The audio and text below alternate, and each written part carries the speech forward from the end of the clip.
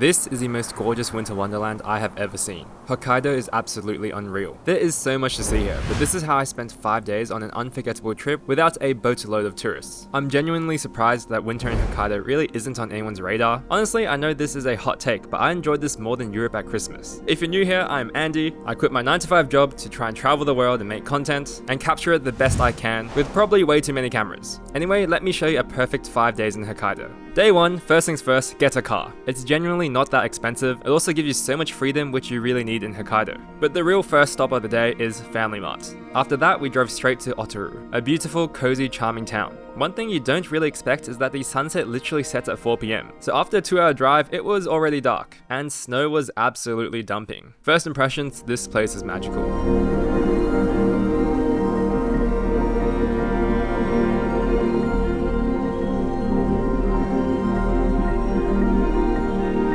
The snow is so fluffy, everything feels soft and quiet. The iconic Otaru canal looks straight out of a movie, but my goodness, it was literally -6 degrees. If you're coming, buy insulated everything. Gloves, beanies, thermals, especially shoes. The ice froze my feet first. That night we even had dinner at some random ramen looking truck, and you know in Japan, everything tastes amazing.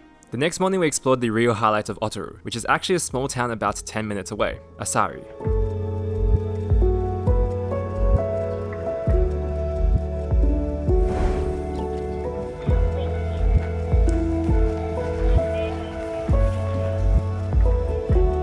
Snow-covered vending machines, snow on the beach, like that Taylor Swift song. You genuinely cannot make these scenes up. What's kinda sad is that this iconic train sign here actually got taken down because too many tourists were crowding it. Even without it, the place definitely did not disappoint. Also, you can probably tell, but I have an unhealthy obsession capturing the trains of Japan, especially in this beautiful snow backdrop. I can't be the only one, right? I also can't be the only one who has intrusive thoughts to try and make snow angels. The snow is just so fluffy, right? Do your arms?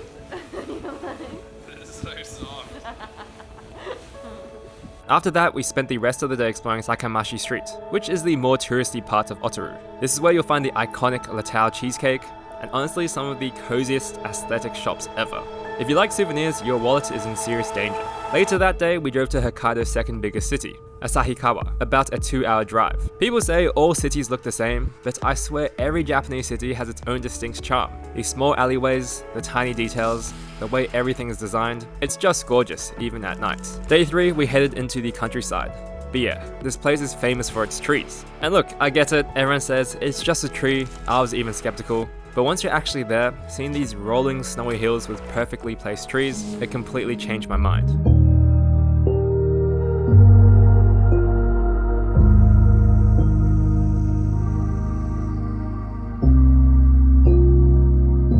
There were barely any tourists around, which made it even better. If you didn't notice already, I always include the name of the spots in the videos. We then stopped by Shirahiga Falls, which is a really beautiful waterfall and an easy detour. You literally get out of your car, walk a few steps, and you see this ridiculous view. One thing I still don't understand though is the hype around the lone Christmas tree. It was nearly pitch black when we arrived, and yet there were so many tourists. They pretty much only come for this one spot, which is kinda strange. Our last stop of the day was Ningle Terrace, a small collection of wooden cabins filled with handmade goods glowing softly in the snow. I mean, come on, it does not get cozier than this.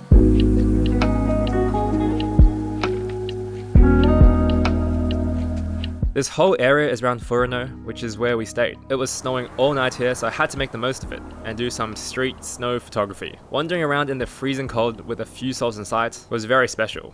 At least to me, not my girlfriend.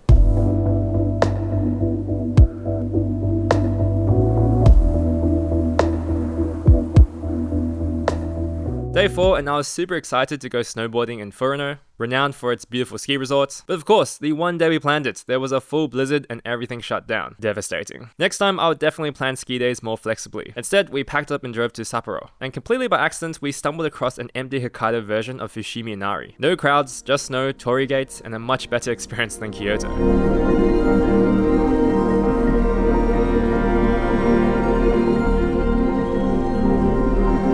That night, we explored downtown Sapporo. We parked the car near our hotel, and everything was so accessible. The city feels futuristic, iconic, and visually gorgeous. This could be another hot take, but I honestly kind of prefer this over Shibuya. It's the perfect amount of quiet and busy at the same time. Amazing to explore, amazing to shop, and so much fun to shoot.